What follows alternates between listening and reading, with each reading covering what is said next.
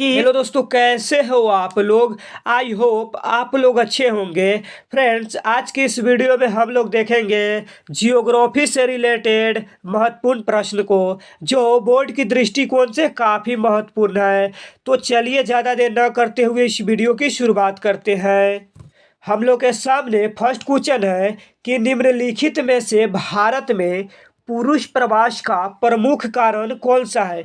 यानी पुरुष अपनी मातृभूमि को छोड़कर किसी दूसरी मातृभूमि में क्यों जाते हैं। ऑप्शन ए है विवाह के कारण, ऑप्शन बी है शिक्षा के कारण, ऑप्शन सी है काम और रोजगार के कारण, और ऑप्शन डी है व्यवसाय के कारण। तो इसका करेक्ट आंसर है ऑप्शन नंबर सी, काम और रोजगार के कारण। यानी जो पुरुष है ना, काम और रोजगार के कारण ही अपनी मातृभूमि को छोड़कर किसी दूसरे देश या किसी दूसरे राज्य में जाता है।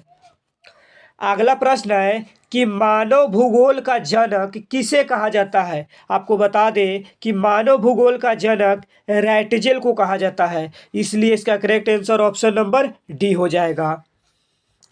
अगला प्रश्न है कि मानव भूगोल क्रियाशील मानव और अस्थायी पृथ्वी के परिवर्तनशील संबंधों का अध्ययन है, यह किसने कहा। यह काफ़ी इंपॉर्टेंट है। तो इसका करेक्ट आंसर है ऑप्शन नंबर सी, कुमारी सैंपल। किसने कहा, तो कुमारी सैंपल ने कहा था। अगला प्रश्न है कि उच्च जनसंख्या वृद्धि दर वाला देश है। ऑप्शन ए है यमन, ऑप्शन बी है डेनमार्क, ऑप्शन सी है स्पेन, और ऑप्शन डी है रूस।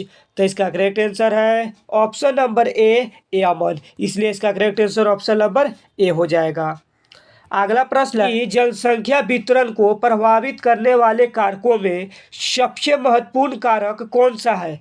तो इसका करेक्ट आंसर है ऑप्शन नंबर ए, स्थलाकृति। अगला प्रश्न है कि यूरोपवासियों द्वारा अपने उपनिवेशों में किस प्रकार की कृषि का विकास किया गया था। तो इसका करेक्ट आंसर है ऑप्शन नंबर बी, रोपण कृषि। फ्रेंड्स, यदि आपको किसी भी प्रश्न का उत्तर मालूम हो तो आप कमेंट बॉक्स में लिखकर बता सकते हैं। अगला प्रश्न है कि निम्नलिखित में कौन सा देश विकासशील है। तो इसका करेक्ट आंसर है ऑप्शन नंबर सी, नाइजीरिया। आपको बता दें कि भारत भी एक विकासशील देश है। अगला प्रश्न है कि निम्नलिखित में कौन मानव विकास के मूलभूत क्षेत्र है। ऑप्शन ए है स्वास्थ्य, ऑप्शन बी है संसाधन, ऑप्शन सी है शिक्षा, और ऑप्शन डी है उपयुक्त सभी। तो इसका करेक्ट आंसर है ऑप्शन नंबर डी, उपयुक्त सभी। अगला प्रश्न है कि प्रकृति और मानव के बीच पारस्परिक क्रिया का सबसे महत्वपूर्ण कारक कौन है। तो इसका करेक्ट आंसर है ऑप्शन नंबर बी, तकनीक।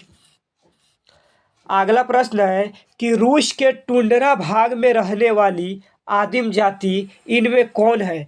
तो इसका एब्सोल्युटली राइट आंसर है ऑप्शन नंबर सी, याक्रित। चलिए फ्रेंड्स, नेक्स्ट क्वेश्चन को देखते हैं। अगला प्रश्न है कि स्वेज नहर जोड़ती है किस से। तो इसका करेक्ट आंसर है ऑप्शन नंबर बी, भूमध्य सागर को लाल सागर से। साथ ही आपको ये बता दें कि स्वेज नहर 1869 ईस्वी में बनकर तैयार हो गया था। अगला प्रश्न है कि पनामा नहर जोड़ता है पनामा नगर को किस से। तो इसका सही उत्तर है ऑप्शन नंबर बी, कोलोन से। आपको बता दें कि पनामा नहर का निर्माण 1914 में किया गया था। कब किया गया था, तो 1914 में किया गया था। अगला प्रश्न है कि विश्व का सबसे लंबा झील जलमार्ग कौन है।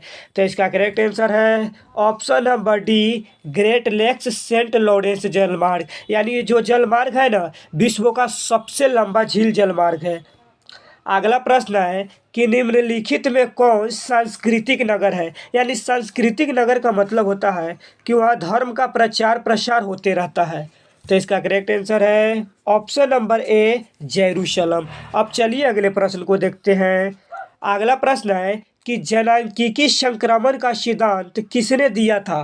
तो इसका सही उत्तर है ऑप्शन नंबर सी, नोएस्टीन ने। किसने दिया था, तो नोएस्टीन ने दिया था।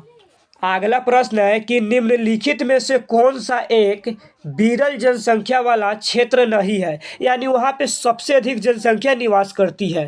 तो इसका करेक्ट आंसर है ऑप्शन नंबर सी दक्षिण पूर्व एशिया। आपको बता दें कि ध्रुवीय प्रदेश, भूमध्यरेखीय प्रदेश और जो अटलांटिक क्षेत्र है ना, यहाँ पे जनसंख्या बहुत कम मिलती है।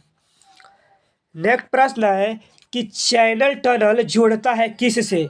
तो इसका करेक्ट आंसर है ऑप्शन नंबर सी पेरिस को लंदन से। अगला प्रश्न है कि मसाई क्या है? तो इसका करेक्ट आंसर है ऑप्शन नंबर बी एक जनजाति। आपको बता दें कि मसाई जनजाति खासकर दक्षिण अफ्रीका में देखने को मिलती है। आप लोग इस पॉइंट को भी ध्यान में रखिएगा। अगला प्रश्न है कि कृषि के लिए इनमें से कौन सबसे अधिक उपयुक्त है? तो इसका सही उत्तर है ऑप्शन नंबर सी मैदानी भूमि। यानी जो मैदानी भूमि है ना, यह कृषि के लिए सबसे अधिक माना जाता है, यानी अच्छा माना जाता है। अगला प्रश्न है कि कृषि निर्धारण में किस कारक का भारत में जबरदस्त हाथ होता है? तो वह है वर्षा। कहा जाता है कि यदि भारत में वर्षा नहीं हो तो कृषि भी नहीं हो सकती है। अगला प्रश्न है कि किस फसल की खेती में बुआई के समय कम तापमान चाहिए, यानी उसे बोते समय कम तापमान की जरूरत पड़ती है? तो वो है गेहूं। इसलिए इसका correct answer option number B हो जाएगा, यानी गेहूं के बोते समय कम तापमान की जरूरत पड़ती है। अगला प्रश्न है कि किस फसल की खेती पहाड़ी ढालों पर ही की जाती है? तो वो है चाय। जो चाय की खेती है ना, वो पहाड़ी ढालों पर की जाती है। आपको बता दें कि असम राज्य से भारत में सबसे अधिक चाय का उत्पादन होता है। अगला प्रश्न है कि चाय का सबसे बड़ा उत्पादक देश कौन है?